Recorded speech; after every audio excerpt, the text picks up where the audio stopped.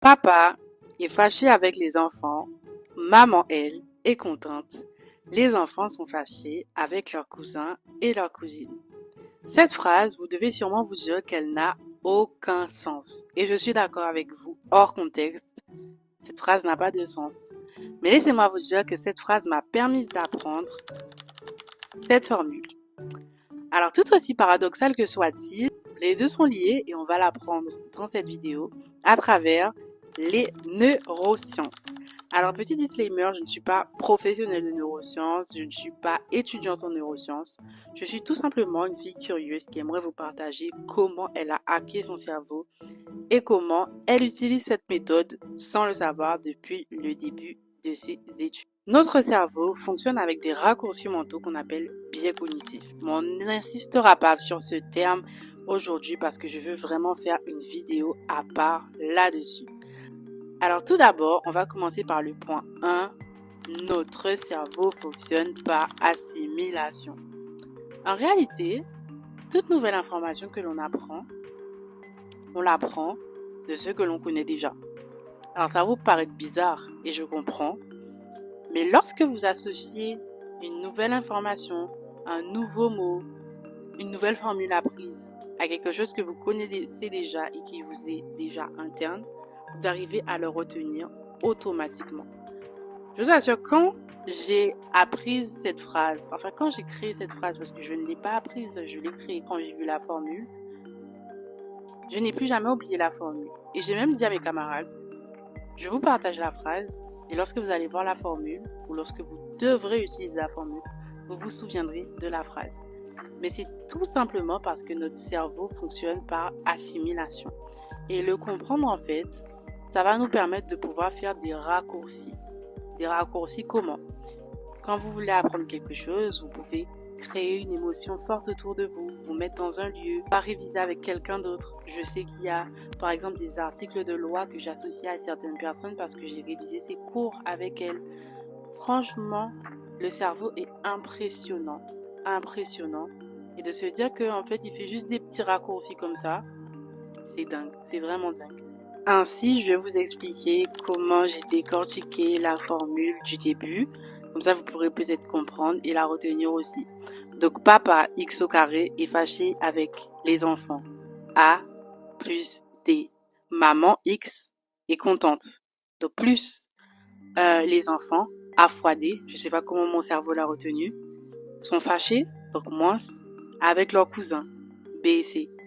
En fait, vous voyez que c'est tellement gros et ça n'a tellement aucun sens que le cerveau, en fait, il le retient. Et c'est dingue. Et vous pouvez faire ça dans véritablement toutes les matières, dans peut-être une liste de courses, je sais pas, comment vous utilisez votre mémoire dans votre vie quotidienne, mais cette technique peut être utilisée partout et peut être utile pour vous. Plus c'est gros, plus ça passe. N'oubliez pas cette phrase. Si je veux que vous reteniez une phrase, c'est qu'en neurosciences, plus c'est raccourci, plus ça passe. En deux, The Memory Palace. Alors, The Memory Palace est une technique de mémorisation qui consiste à assimiler une information à un lieu. Alors, c'est vrai que c'est une technique que je n'utilise pas souvent, mais c'est une technique que j'ai apprise. Moi, je préfère l'associer à des émotions, à des personnes. Par exemple, l'article 1104 du Code civil. Je pense à quelqu'un quand je pense à l'article 1104 du Code civil. Parce que le cerveau fonctionne comme ça. Rien que comprendre en fait que le cerveau fonctionne comme ça va vous permettre de voir quelle méthode de travail fonctionne ou pas. Parce que je vous assure, lorsqu'on est étudiant, il y a tellement de méthodes de travail qui existent. On cherche la méthode parfaite, etc. Mais laissez-moi vous dire une chose. Vraiment, avec ce qu'on vient de voir, la méthode de la feuille blanche est vraiment la méthode infaillible. Pourquoi? Parce qu'elle te permet de te mettre face à toi-même et face à tes connaissances. En fait, c'est une méthode tellement simplifiée que les étudiants n'aiment pas se mettre en face de la technique de la feuille blanche alors qu'ils pourraient tout simplement voir s'ils connaissent leur cours avec. Je vous assure, j'ai longtemps pris du temps à faire cette technique. J'étais un peu dubitatif au début parce qu'en fait, je voulais pas me mettre face à moi-même. Parce que quand tu fais la technique de la feuille blanche, tu connais pas ton cours, on le sait, direct. Tu le sais direct parce que tu vois que ta feuille, elle est vide. Mais c'est la meilleure méthode en tout cas, avec ce qu'on vient de voir, pour pouvoir voir si vous avez retenu. parce que vu que le cerveau fonctionne par assimilation, si vous avez compris quelque chose, vous êtes en capacité de pouvoir l'expliquer même à un enfant. Donc je sais qu'il y a la technique de l'explication aussi qui fonctionne. Je sais qu'il y a le fait de marcher, parce que le fait d'être en mouvement permet au cerveau d'assimiler ce mouvement à ce que vous apprenez. Vraiment, il y a beaucoup de techniques, mais comprendre que le cerveau fonctionne par assimilation est fondamental pour pouvoir se dire, bon, mais qu'est-ce que j'ai déjà dans mon cerveau? Qu'est-ce que je connais déjà qui peut m'aider à apprendre le mot qui est en face de moi? Mais ça fonctionne surtout avec les vocabulaires en anglais. Donc je trouve un petit raccourci, un petit mot en français qui me fait penser à ça en anglais, bim, je l'ai. Et je pense que ça peut vous aider aussi. Alors, on va faire un peu d'histoire. Donc, je vais vous raconter un peu comment les neurosciences ont avancé. Parce que je trouvais que c'était très important, en fait, de pouvoir avoir cette anecdote et de pouvoir savoir comment le cerveau fonctionne. En tout cas, quelle partie du cerveau permet de retenir les informations. Donc, on va voir ça dans cette partie de la vidéo. Alors, premièrement, on va parler de l'histoire d'Henri Molaison. Si je prononce bien son prénom et son nom, pardonnez-moi. Henri Molaison, en fait, c'est un homme qui était atteint d'épilepsie et au fur et à mesure de sa vie, son épilepsie s'aggravait. Donc à 27 ans, il a subi une opération et cette opération l'a rendu en fait complètement incapable de pouvoir se souvenir des choses. Et en fait, dans cette opération, il lui a enlevé une partie de son cerveau qu'on appelle l'hippocampe, que je vais vous mettre juste ici. Et en fait, ça a fait avancer les neurosciences parce que en neurosciences, en fait, ils ont compris que l'hippocampe, c'est la partie du cerveau qui permet de retenir les informations. Ça veut dire qu'au fur et à mesure que quelqu'un utilise cette partie de son cerveau, au plus elle grossit. Donc vraiment, c'est vraiment bien de faire des flashcards. C'est pour ça aussi que la méthode des flashcards, elle fonctionne très bien. C'est parce que le cerveau va venir assimiler, le cerveau va venir s'entraîner et voir les informations au fur et à mesure, ce qui va lui permettre de pouvoir retenir plus facilement. Donc vraiment, je vous invite à faire des recherches sur les neurosciences. Si cette vidéo a attiré votre attention, si elle vous a permis de comprendre en fait que finalement, peut-être que vous faisiez ça tout le temps. Parce que, en fait, soit on le fait de façon consciente, soit on le fait de façon inconsciente.